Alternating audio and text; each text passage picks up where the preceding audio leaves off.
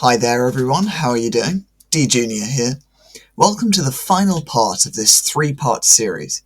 In this episode, we'll be discussing some of the minor Taiwanese political parties, including the Taiwan People's Party, the People First Party, and the New Power Party. As with the previous parts, I will be discussing the history, the leadership, and the policies of these parties. So, let's get into it, starting with the New Power Party. The New Power Party currently holds 3 out of the Legislative Yuan's 113 seats.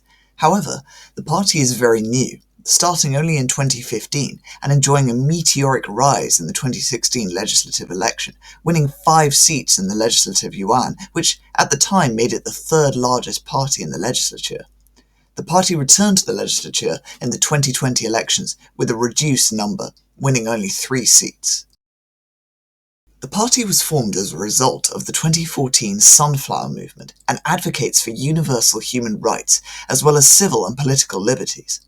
When the DPP came to power in 2016, the New Power Party had to decide whether it wanted to be part of the political phenomenon of the third force in Taiwanese politics, or whether it wanted to side with the DPP as part of the Pan-Green camp, as opposed to the KMT-led Pan-Blue camp.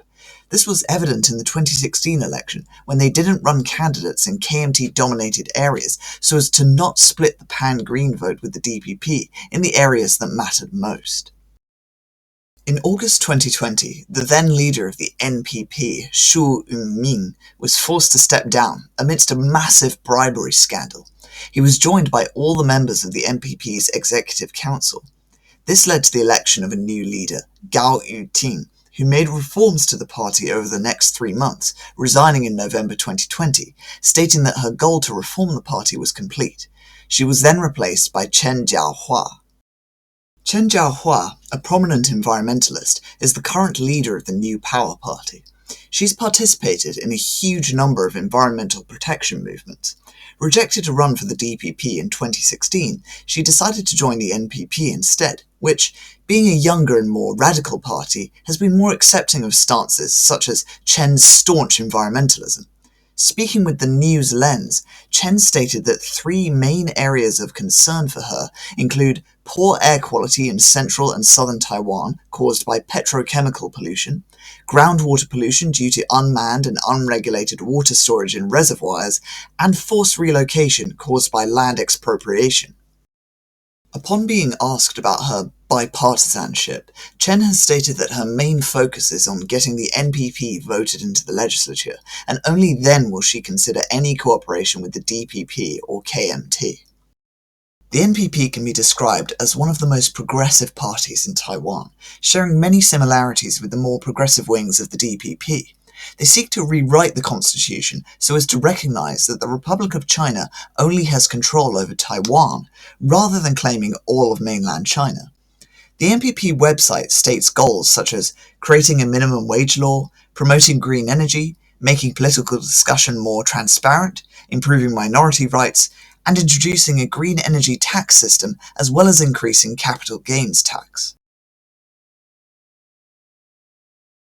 The NPP has suffered from a number of scandals, despite only having existed since the mid-2010s.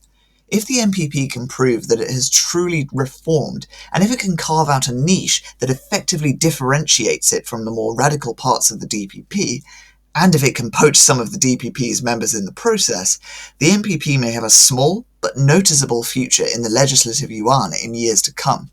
In the same way that the DPP has benefited from China's increasing aggression, the NPP may be able to catch some of this positive energy.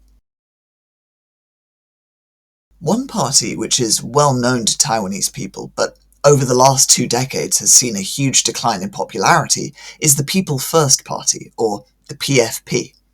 The PFP was founded by James Song in 2000 after he failed to win the presidency as an independent that year, winning only 36.8% of the vote.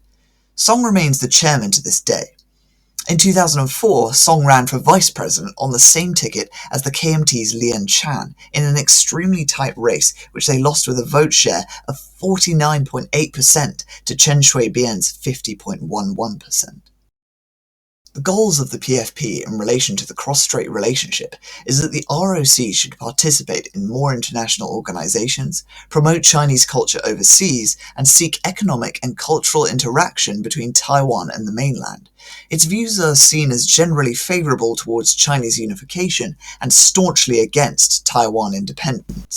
Despite being part of the Pan-Blue coalition, the PFP has a close but tense relationship with the KMT.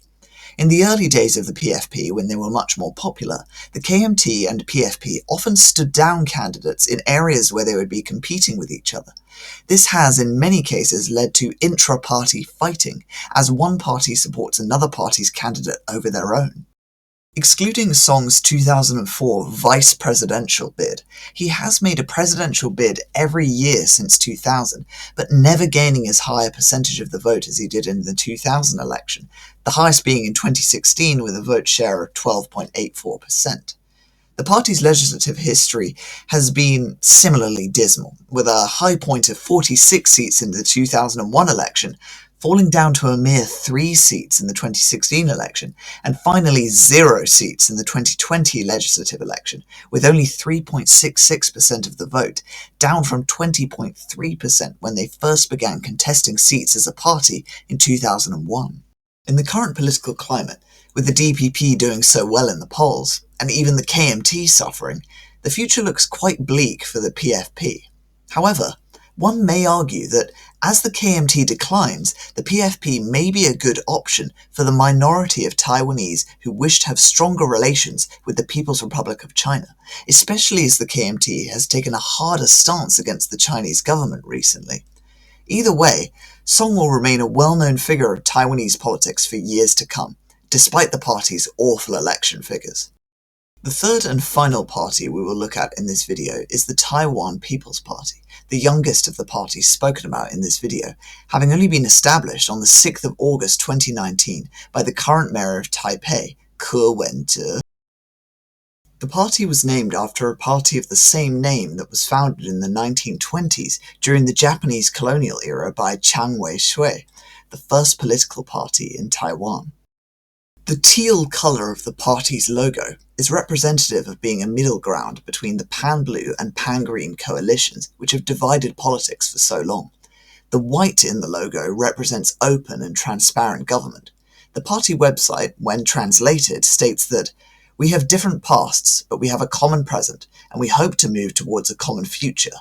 We hope to end the blue-green fighting and resolve ethnic antagonisms. From tolerance and integration, we can be glorious in the end. First, community and communion. Finally, we can share prosperity." The party's Chinese name of Minzhongdang literally means Popular Party, as opposed to the literal translation from the English Taiwan People's Party to Chinese, which would be Taimindang. The TPP had a strong electoral start, winning 5 seats in the 2020 legislative election, making it Taiwan's third largest national party with 11.22% of the vote. This is likely because of the high-profile nature of the party's founder, as he is Taipei's mayor. Despite the strong legislative start, Ko decided not to enter the 2020 presidential race. However, this strong start did not translate to the Kaohsiung mayoral race, where the TPP candidate Li Meizhen won only 4.06% of the vote. The party's website states that they support the concrete practice of universal values such as democracy, freedom, pluralism, openness, rule of law, human rights, caring for the disadvantaged, and sustainable management in Taiwan. We advocate the implementation of an open government, public participation, and open and transparent operation methods with clean and diligent governance. However, despite branding itself as being part of the third way in Taiwanese politics, this article, written around the time of the party's founding in 2019, posits that the party really leans towards the pan-blue camp and is a conservative political party. I will leave the link in the description below.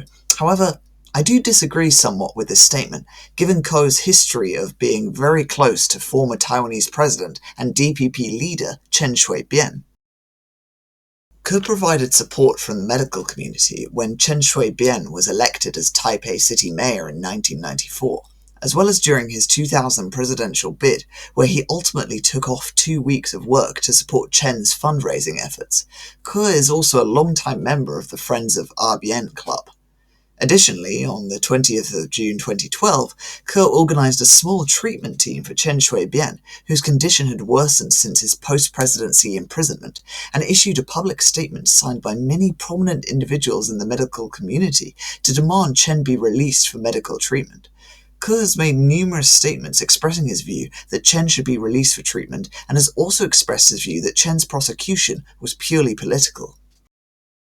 This all indicates that Ke's personal beliefs have in the past leaned towards the DPP, though that's not confirmed. What people should note is that the coronavirus pandemic has allowed Taiwanese mayors to demonstrate their autonomy and difference in policy from the DPP government, allowing them to stand out.